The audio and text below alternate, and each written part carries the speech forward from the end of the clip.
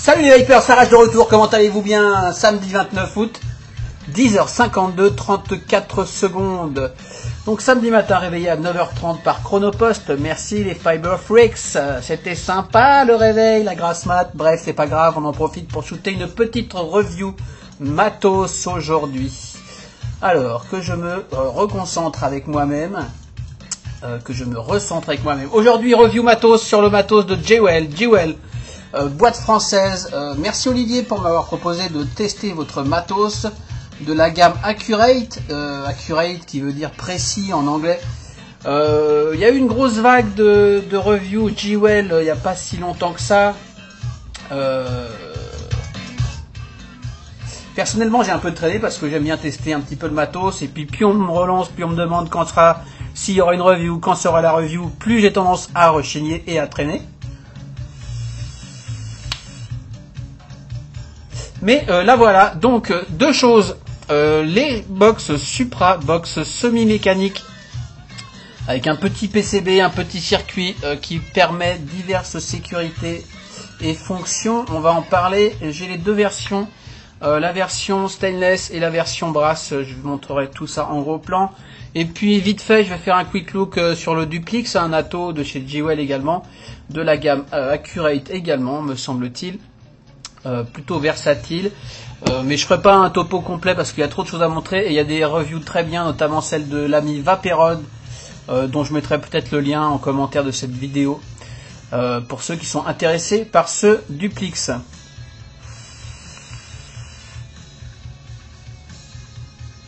On est sur du matos donc designé en France par une boîte française mais produite en Chine dans leur usine chinoise. Je ne sais pas où elle est leur usine d'ailleurs, a priori c'est une usine à eux, hein, c'est l'usine de Jewel en Chine, c'est pas un sous-traitant, enfin je ne sais pas trop, hein, je ne connais pas tout mais c'est ce qu'on m'a dit. Box dual AQ qui marche ma foi plutôt pas trop mal, on n'est pas dans le high-end, hein, double AQ, double 618-650.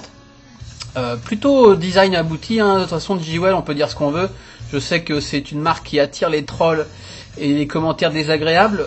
Niveau design franchement je connais personne qui fait autant d'efforts qu'eux, en France en tout cas, et pour du matos qui au final est du matos chinois, c'est plutôt ça a plutôt une bonne gueule, soyons honnêtes, moi je trouve. J'ai pas mal discuté avec Cyril, le mec qui s'occupe de ce projet Supra, je suis d'ailleurs allé faire un tour sur son site perso, a priori c'est un designer, il y a pas mal de choses très intéressantes. Bref, on va pas blablater comme d'habitude pendant 3 heures, on va passer en gros plan, on va détailler tout ça, et je vous dis à plus tard, ciao, c'est parti. Yes les Vapers, donc nous voilà en gros plan sur le matos de chez nos amis de Jewel. Qu'est-ce que c'est que ce truc de merde? Hop là, yes.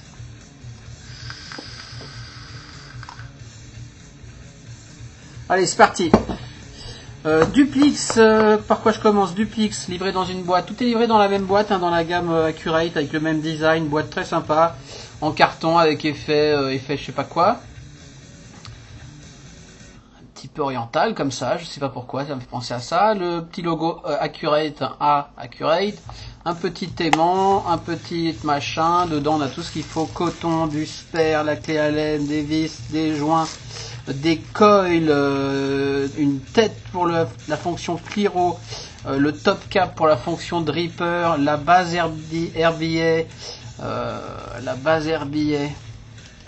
Bref, tout est là-dedans, plus le Cliro, plus la taux, on va dire, plutôt que le Cliro. Hop. Cliro Duplix, ou Duplex, moi je dirais Duplix, qui a plutôt une bonne tête, hein, il a un design assez intéressant. Un petit peu, je sais pas comment le qualifier, Futuro rétro, Futuro art déco. Comme la box d'ailleurs, hein, elle a un gros effet art déco hein, pour moi. En tout cas le duplex, et bien le duplex, le duplix. J'aime pas du tout le drip tip, par contre drip tip avec réglage d'airflow intégré. On peut mettre évidemment le drip tip qu'on veut. Je l'ai beaucoup tourné en Cliro, les têtes BCS sont très bien. Elles ont des grosses ouvertures pour le jus, elles existent en 0,2 ohm et je crois qu'elles existent en 0,5 ohm. Elles sont à 3,40 € l'unité, c'est un petit peu chéro, mais elles fonctionnent plutôt très bien avec un tirage plutôt correct. Cantal et Kogendo, hein, donc voilà. Livré par 5 dans des boîtes comme ça. Le Cliro, qu'est-ce qu'on peut lui dire? Remplissage par le haut, si j'y arrive là. Très simple. Avec deux trous, un trou petit pour l'air, un trou plus gros pour votre pipette, votre aiguille. Le trou aurait pu être un peu plus gros. Un joint ici pour sceller, ça marche très bien. À part que le trou de remplissage aurait pu être un peu plus gros, mais sinon c'est assez efficace. Voilà, quoi dire d'autre? C'est du Pyrex ici, on peut dévisser la partie haute pour changer le Pyrex en cas de casse, mais il est quand même très bien protégé. Il y a deux cyclopes pour voir son jus. Les cyclopes sont un peu hauts, donc faut pencher pour voir le niveau de son jus.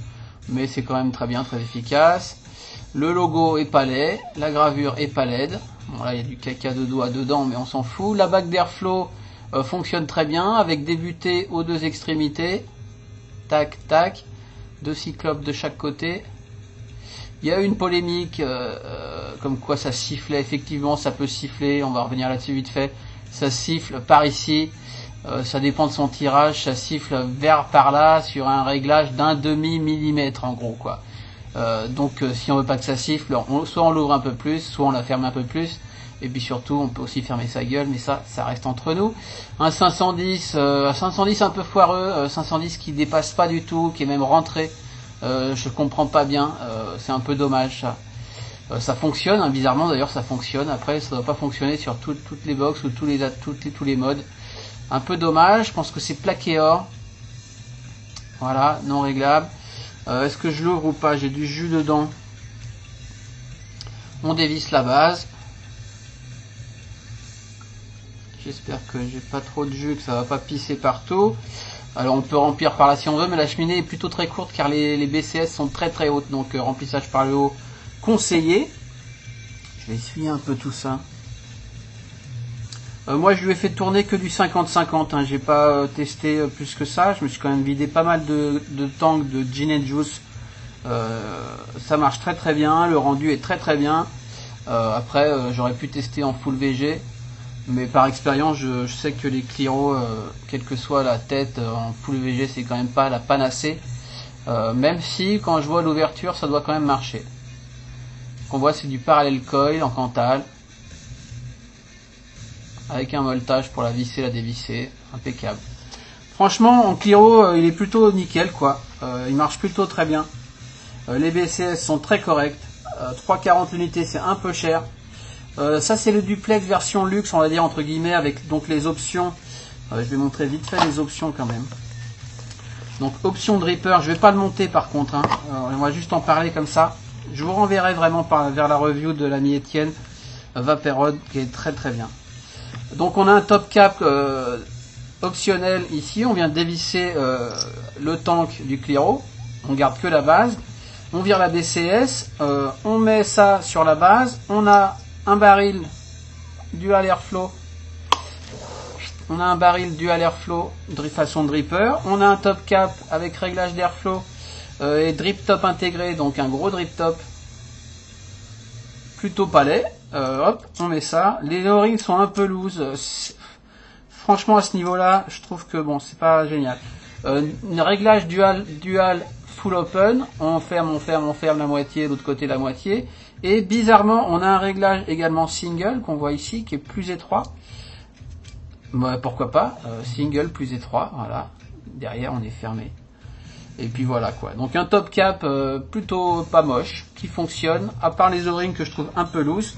Évidemment quand on est en mode dripper, on met pas de BCS, on met la base RBA. Alors là c'était un test, d'un gros test, crash test en dual, gros coil, avec du... comment ça s'appelle déjà ces coils?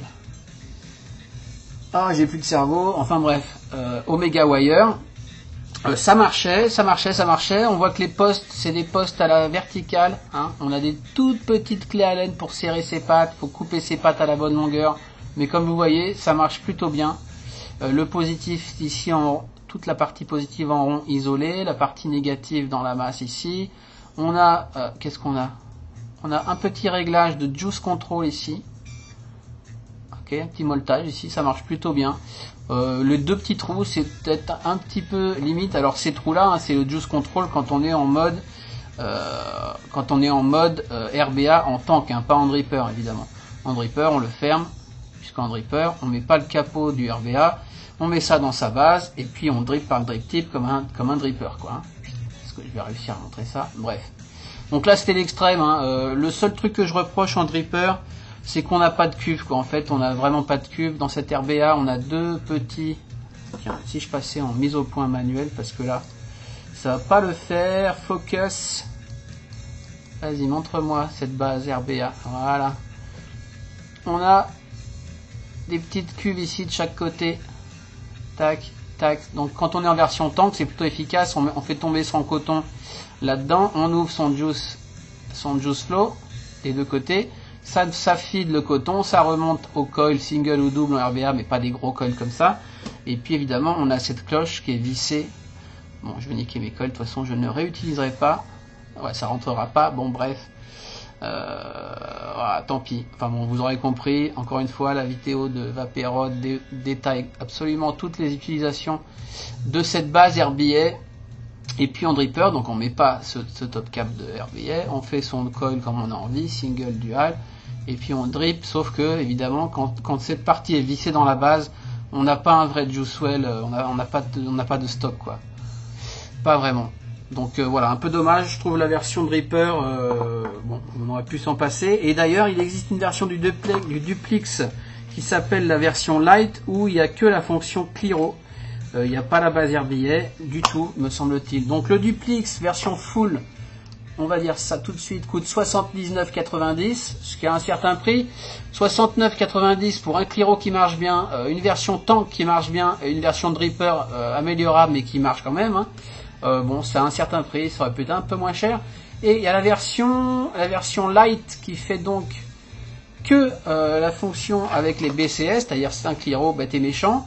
Donc on a beaucoup moins de pièces, lui est à 39,90, qui fait un Cliro français et assez original, fonctionnel, à 39,90, ce qui est plutôt correct, tout à fait honnêtement. Donc voilà, un petit sachet de Kogendo ou de coton japonais, tout ça je remballe, hop, les BCS je remballe, je sais que je l'utilise hein, en Cliro, ça marche bien, j'en suis plutôt satisfait, voilà. Donc peut-être à privilégier, évidemment la version full est pas mal, ça s'adresse à des vapoteurs avancés, mais bon, je trouve que c'est plutôt efficace en Cliro pour débutants ou vapeur sur Cliro, ça marche sans souci. Plutôt acheter le light pour moi à 39,90 et on sera pas déçu, et les têtes sont très efficaces. On va passer quand même maintenant à ce qui m'intéresse personnellement le plus, on va revenir en focus automatique. Les box Supra. Alors Supra, je ne sais pas ce que ça veut dire. Supra. J'aurais peut-être pu chercher. Il y a sûrement une racine latine, quelque chose. Voilà. J'ai été intrigué. Il m'a proposé, qu'est-ce que tu veux, regarde notre gamme, qu'est-ce que tu voudrais tester. Et tout de suite, je me suis dit, ah la Supra, ça a l'air intéressant, allons-y. Donc il m'a envoyé une première Supra qui était cette stainless steel. Puis j'ai eu un petit souci avec la réception, j'ai aucun atto qui vient se visser flush, j'ai un gros gap, je sais pas si c'est le 510 qui est baisé, donc du coup sur celui-là je lui ai vissé en force un refroidisseur ici à ailette, et du coup je fais le flush avec mon atto au-dessus. Ça fonctionne hein, mais j'avais vraiment aucun atto, j'avais plus d'1 millimètre de gap. Je les aurais dit, voilà, j'ai 1 millimètre de gap, est-ce que c'est normal? Ah non, c'est pas normal, nanana, on te renvoie un, tac tac tac. Du coup, ils m'ont renvoyé, j'ai demandé le brass, comme ça j'avais les deux à montrer en vidéo. On va parler tout de suite du packaging, donc toujours tout de suite là, toujours la même boîte, exactement pareil. Avec au dos, tiens, j'ai pas montré ce qu'on avait au dos du duplex, on n'a rien du tout au dos du duplex. Voilà, juste le logo de Jewel, l'adresse, etc. Design in France, assembled in China. Au dos de la boîte de la Supra, on a pas mal de choses. Un gros warning, attention, seulement des batteries en 18650 de 65 mm de hauteur. Respectez le sens des batteries, veuillez utiliser deux batteries identiques. Les batteries doivent être chargées de manière égale. Batterie requise, tac tac, 25 ampères minimum, IMR. Ça c'est pas mal, toujours pareil, tac tac. La couleur, donc red leather, cuir rouge, plus laiton brossé. Et sur l'autre, même topo, et en bas, carbone et black chrome. Donc c'est plutôt sympa, je trouve ça vraiment qualitatif ces packaging. On ouvre son packaging, toujours aimanté, on retrouve sa box dans un joli écrin en mousse qui fit parfaitement la box. On enlève cette mousse dessous, on a un petit faux plancher avec un mini USB, micro USB, USB pour le rechargement, une petite notice que j'ai regardé vite fait mais je me rappelle plus. Ouais, enfin des trucs basiques mais bon, intéressants. Encore une fois, c'est pas du matos high-end, donc ça s'adresse plutôt à des, on va dire, primo vapotants qui ont envie de passer à quelque chose d'un peu plus élégant pour une vape plutôt qualitative, mais il faut quand même les informer, donc c'est pas mal qu'il y ait cette petite notice. Qu'est-ce qu'on peut dire sur ces deux box? Après tous ces blabla, on va tirer une petite puff.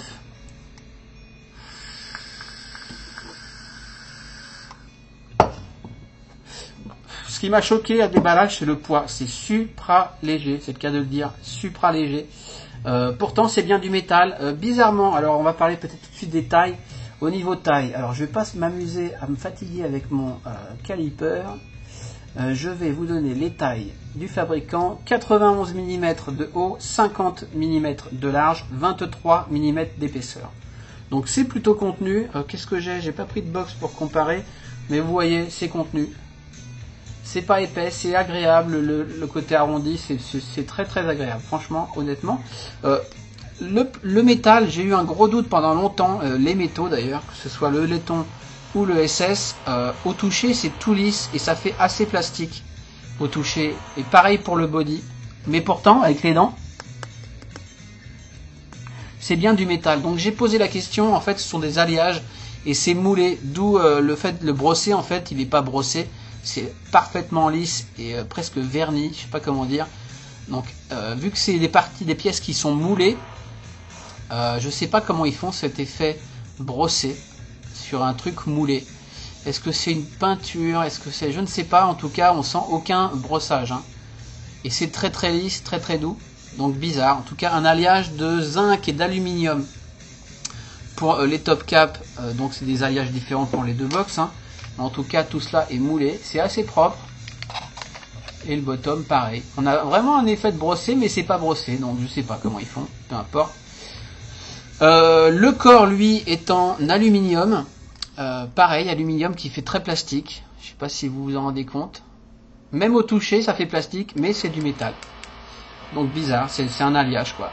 La version cuir, c'est de l'agneau véritable. Hein. C'est assez joli. D'un joli rouge, exactement le même rouge que... Tiens, 2 secondes.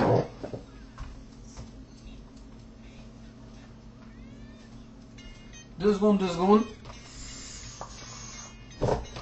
C'est exactement la même couleur que les Vic VT. D'ailleurs, niveau taille, on se rend compte que c'est à peu près le même encombrement. C'est juste un poil plus haut. Pas mal plus haut même. Bon. En tout cas, voilà pour les couleurs. C'est assez quali ce cuir, sauf que les découpes sur les bords auraient pu être meilleures, on voit. C'est collé, hein, je pense. Donc c'est pas coupé nickel, il y a des petits... voilà quoi. On voit le A de Accurate tamponné dans le cuir, ce qui est plutôt sympa. On ne le voit pas très bien en cam, on le voit mieux en vrai. D'un seul côté. Bon, les finitions du cuivre, c'est bien collé, hein, mais on voit... Là par exemple c'est un peu trop long, donc il y a un petit rebord. Bon, dans l'ensemble, c'est assez correct. La version carbone, du carbone véritable également, hein, avec ce logo Accurate. Donc du carbone et par-dessus coulé, je sais pas, un vernis quelconque. C'est assez joli quand même. On voit les reflets du carbone, c'est sympa. Toujours le logo Accurate d'un seul côté. Et sur cette version, la plaque carbone est coupée parfaitement droite. Hein, pas de souci. Qu'est-ce qu'on peut dire d'autre? On peut dire qu'on voit que le top cap est maintenu par deux vis étoiles. Voilà. Au bas aussi. En bas, on a donc le port micro USB pour la recharge, un numéro de série, la marque JWEL, je suis à l'envers, le logo de JWEL, CE, machin, les mentions, tac tac tac. Honnêtement, moi je trouve ça assez qualitatif et le form factor très sympa. On a donc une porte, ici on voit une petite encoche ici là. Pour ouvrir la porte, on met son doigt, on ouvre, ça tient par deux petits aimants ici, tac tac. On voit que c'est un montage en parallèle, donc les deux plus vers le haut, les moins vers le bas. Qu'est-ce que je peux vous raconter d'autre? Le pin est flottant sur ressort, donc j'ai pas de petit outil pour vous le montrer, mais croyez-moi sur parole, si un petit outil plutôt souple. C'est plaqué or, hein. Qu'est-ce qu'il m'a dit? Monté sur ressort et plaqué or. Donc voilà, j'ai mis un peu de jus. J'en profite au niveau du 510 pour dire que la seconde que j'ai reçue, donc celle-ci, effectivement mes atos sont plus flush, mais il reste quand même un gap. Donc je trouve ça un peu dommage de proposer un plot sur ressort et qu'au niveau des filetages, à mon avis, il manque un filetage en profondeur. On va voir ça ici avec le Duplix. Le Duplix est flush, hein, je dis une connerie. Faudrait que je prenne un autre ato, évidemment, leur ato est flush, mais la quasi-totalité de mes atos, je vais vous en prendre un au hasard, notamment les drippers, hein, puisque évidemment, une box comme ça, c'est plutôt fait pour y mettre des drippers. Je vais y mettre ici l'Apollo, voyons. Bon, celui-là est flush. Bon, la brasse est quand même bien mieux niveau flushitude que l'autre, mais c'était un mauvais exemple. Évidemment, je vais prendre un exemple extrême, qui est le Kennedy, qui est un pin plutôt long. Vous voyez, bon. Pour un pin sur ressort, je trouve ça un petit peu dommage, quoi. Il aurait fallu... il faut revoir ça. Il faut rajouter un ou deux filets en profondeur, les mecs. Juste un petit conseil, comme ça. Après, vous faites ce que vous voulez. C'est flush avec, on va dire, je sais pas, peut-être 50% des atos du marché. Peut-être un peu moins quand même, hein, d'après ce que j'ai essayé. Bon, après, là, avec le Kennedy, on a un gap énorme. C'est pas toujours aussi gros. Bref, peu importe. Qu'est-ce que je voulais dire d'autre? Le top cap avec ce design à ailette, on voit ici les petits endroits pour la vis, je trouve ça pas désagréable niveau design.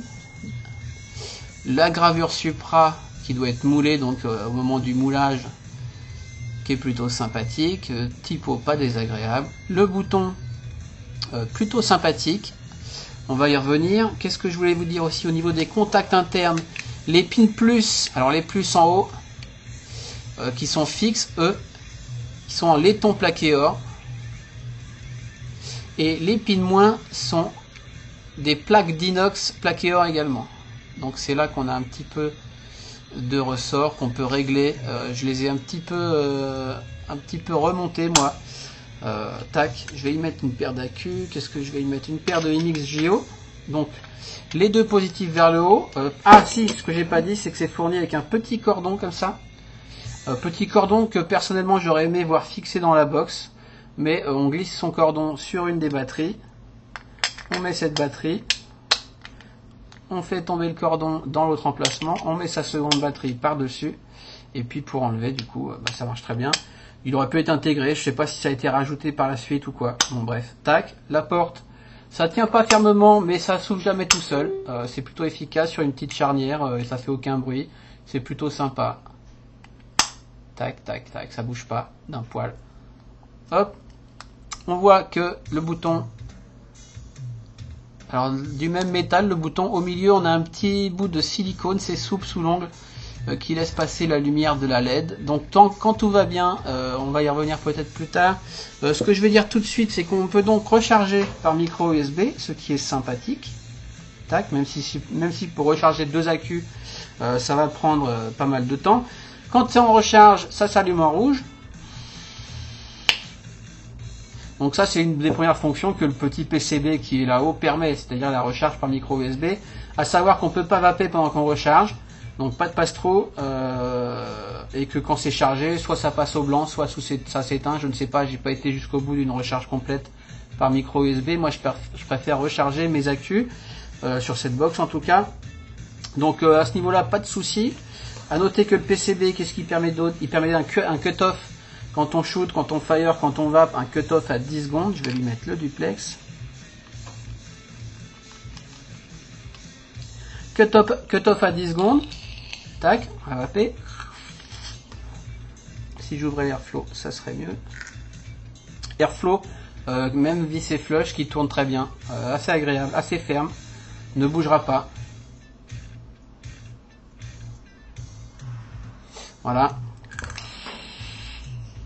Donc recharge pour le PCB, cut-off de 10 secondes, également des sécurités, c'est-à-dire déjà au niveau de la LED, si on a un souci quelconque, ça va clignoter, soit ça va se mettre rouge, soit ça va clignoter un peu rose violacé, c'est-à-dire un mix de blanc et de rouge, notamment quand les batteries sont à 3,6, j'ai mesuré tout ça, quand on arrive à 3,6 en charge d'accu, ça s'allume rouge fixe. Ça s'allume pas rouge fixe, ça s'allume rouge quand on fire. Ça continue à firer, mais le bouton devient rouge. Ça nous dit qu'on est à 3,6, attention. Et puis quand on est à 3,3, quand on arrive à 3,3, on va firer, ça va clignoter rouge quand on fire. Ça veut dire il n'y a plus de batterie, changez-la. Changez-les. Je trouve ça un peu léger, 3,3. Ça aurait pu descendre plus, franchement. On arrive assez vite au 3,6 et 3,3 on doit changer, on peut plus envoyer, alors qu'on pourrait largement aller plus bas. A noter qu'a priori, en toute bonne batterie, en parallèle, on doit pouvoir shooter avec une seule batterie.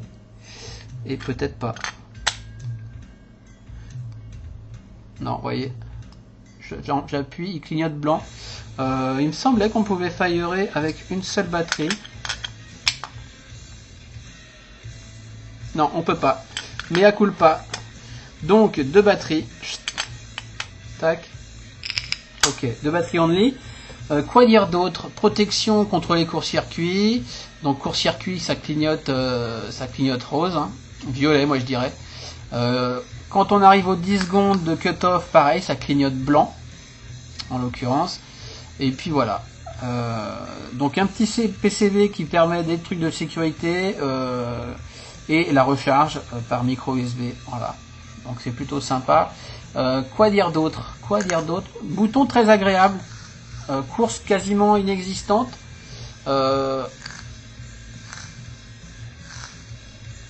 Mais très agréable. Franchement, ça tombe sous le doigt, sous les doigts, on fait ce qu'on veut, on fait en gâchette, on fait en pouce. C'est assez agréable à utiliser. Aucun clic, juste un léger enfoncement. Ce que j'ai pas dit, c'est qu'il y a un on-off également. Le PCB permet un on-off. 1, 2, 3, 4, 5. Ça clignote. Hop, c'est éteint. Donc ça, c'est pas mal. 1, 2, 3, 4, 5. Ça clignote et ça se rallume. Ça, c'est pas mal.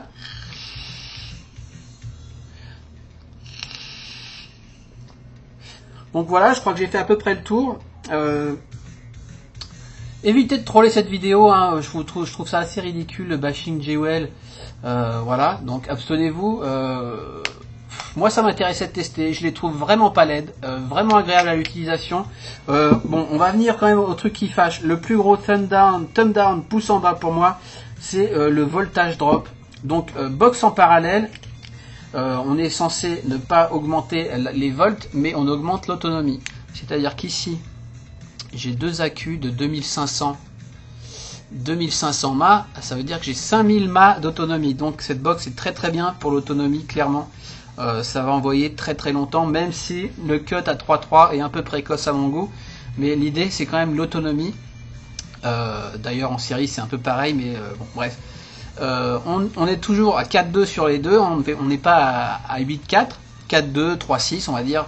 Donc on envoie 4.2 mais beaucoup plus longtemps. Donc a priori c'est censé descendre sur les deux en même temps, moins rapidement, meilleure autonomie, etc. Sinon ça se comporte comme un méca. Plus on a de charge d'accu, plus on aura de la patate, l'oadome, etc. Ici le duplex c'est en 0.2, 0.25 je crois.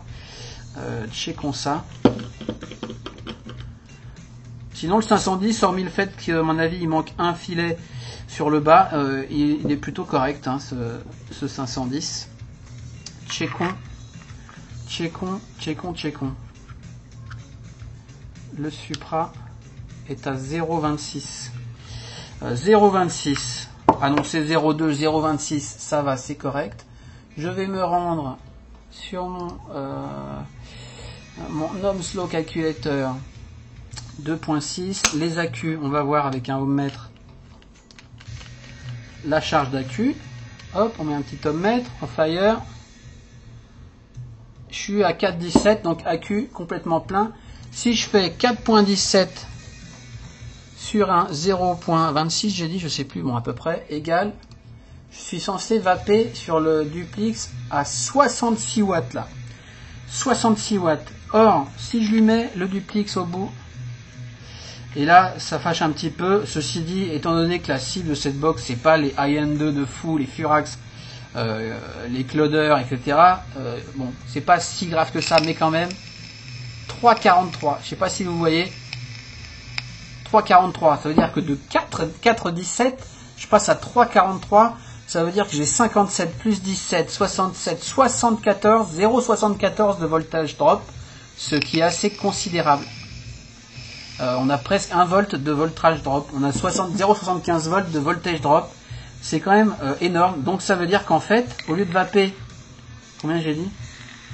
Au lieu de vaper 3,41, au lieu de vaper à 66 watts, comme je le ferais sur une box full mecha, plus ou moins, il y a du drop aussi sur les full mecha, on vape à 44 watts, ça veut dire qu'on vape à 20 watts de moins que ce qu'on aurait calculé avec un logiciel de calcul de loi d'ohm.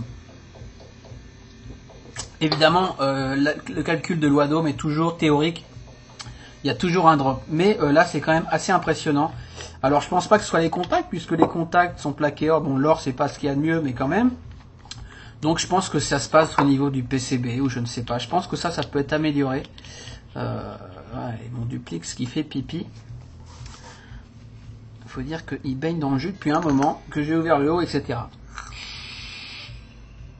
Je n'excuse pas le Duplix de faire pipi, le Duplix ne fait pas pipi. Hein. Il fait pipi, évidemment, parce que je ne l'ai pas utilisé depuis longtemps, que je l'ai ouvert, fermé, pour vous le montrer. Bref, évitez les trolls. Hop, donc voilà.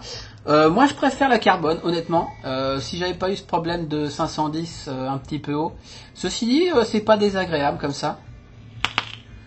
Ici, avec le Derringer, ça va, ça passe. Et donc, on va mesurer ça. Combien fait mon Behringer? Je vais le mesurer avec l'extension, puisque l'extension doit changer plus ou moins les ohms. Ici, je suis à 0,34. 0,34. Ici, au niveau des accus, je suis à 4,07. 4,07. Alors normalement, je suis un peu plus haut que le Duplix, le voltage devrait être inférieur, puisque plus le coil est bas, plus on a du drop, me semble-t-il. J'ai dit, je sais plus, 4,07, 3,41. Plus ou moins pareil, quoi. 60, 70, 0,70 volts, 0,60 de drop. Un peu monstrueux. Donc sur un 0,3, moi, là où je serais très bien, sur un full mecha, une box mecha, ou sur une régulée, à 50-60 watts, ce que je devrais avoir plus ou moins sur cette box-ci. Ça envoie, hein. C'est pas non plus catastrophique, ça envoie, hein. Je vais remettre un peu de jus. Ici un petit Vaping Rabbit que je connaissais pas, c'est le White Rabbit. Bon, c'est pas la folie, ça se vape. Je sais pas trop ce que ça sent. Ça sent le gâteau, ça sent le gâteau au citron, je dirais. Là où je serais bien, à 0,3 sur un méca. Bon là, je suis presque à pleine charge, ça va, ça reste correct. Mais ça va vite baisser. Ça va, je vais vous montrer ça sur ma face dans pas longtemps. Ça va pas mal, franchement. J'aurais dit beaucoup de franchement dans cette vidéo, mais parce que je sais que ça va troller à mort. Évitez, vous savez, Jewel ou d'autres marques. Les marques font des choses, les marques font des erreurs. Voilà, à un moment donné, voilà. Faut lever le pied un petit peu, se détendre.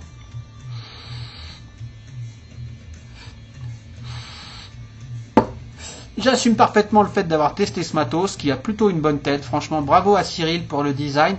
Merci à Olivier, on a pas mal échangé également. Voilà.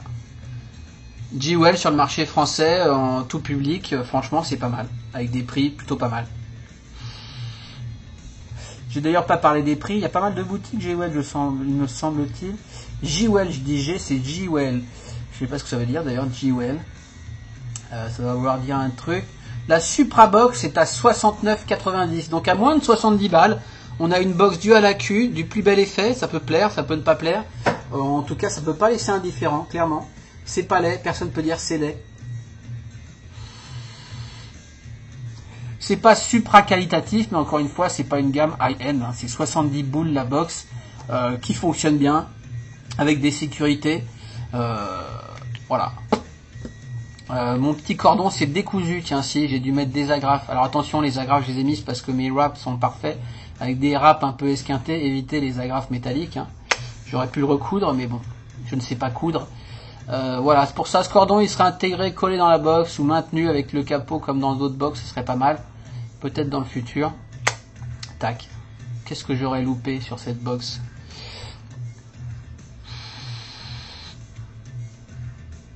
Légère, j'ai pas le poids, j'ai pas la balance sous la main, mais vraiment légère.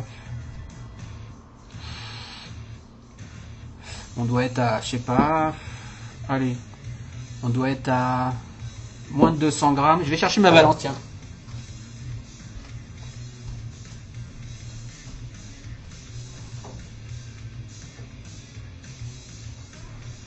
Ceci dit, il y avait peut-être le poids sur la fiche produit, mais non, il n'y a pas le poids sur la fiche produit. On va la peser sans atto. On va mettre à 0. Tac. 217. J'étais pas loin. J'avais dit moins de 200. 217 avec AQ. Voilà, c'est correct. Bon, maintenant j'ai tellement forcé avec ça que c'est flush. Et puis j'ai le pin en bas que j'ai augmenté. Enfin bref. Donc voilà.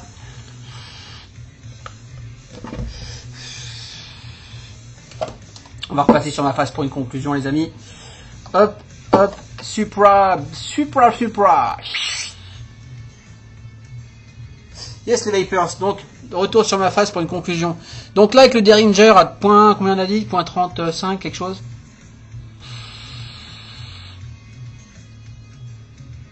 C'est correct, hein, je suis à... merde, tant pis, je sais plus.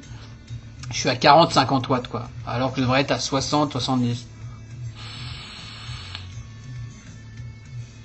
Mais ça me va très bien pour une Vapol Day. On peut descendre, c'est ce que j'ai pas dit, on peut descendre à 0.20 officiellement. J'ai réussi à y passer du 0.17. Donc en y mettant du 0.17, là on va carrément booster. Hein. Donc on peut quand même patater. Hein. Là je suis déjà pas mal. Si je coille à 0.18, 0.2, je suis quand même bien, quoi. Ça cloud, ça marche. Le signal est lisse évidemment. On est sur du méca qui passe par un petit PCB, d'où le drop à mon avis, mais ça reste une vape lisse de méca.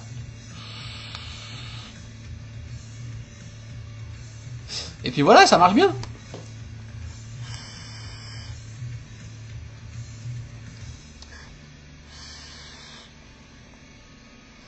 Honnêtement, pas laid du tout. Design intéressant, comme beaucoup de produits de Jewel, hein, allez voir sur leur site. Il y a quand même un gros travail de R&D sur cette marque. Même si sur la réalisation, il y a des petits défauts, etc. Il y a toujours des défauts, de toute façon, on peut toujours trouver à redire. À mon avis, pas de quoi faire un pataquès sur un sifflement sur un demi-millimètre, mec. Hein? Tu me vois, toi? Je sais que tu me vois. Sur ce, je vais vous souhaiter un excellent week-end. Le soleil revient, c'est super. Je vous souhaite... un bon week-end, une bonne rentrée pour ceux qui reprennent le travail. Et puis je vous dis à bientôt pour d'autres reviews. Pas mal qui vont venir dans la semaine. Promis, je vais en refaire 2 ou 3 la semaine prochaine. Je tiens ma parole. Arrache tient toujours sa parole ou pas. Ciao, bye bye, c'est parti.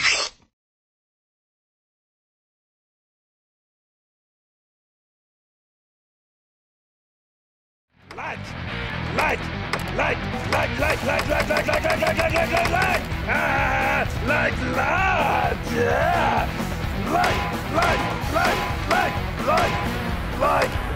like.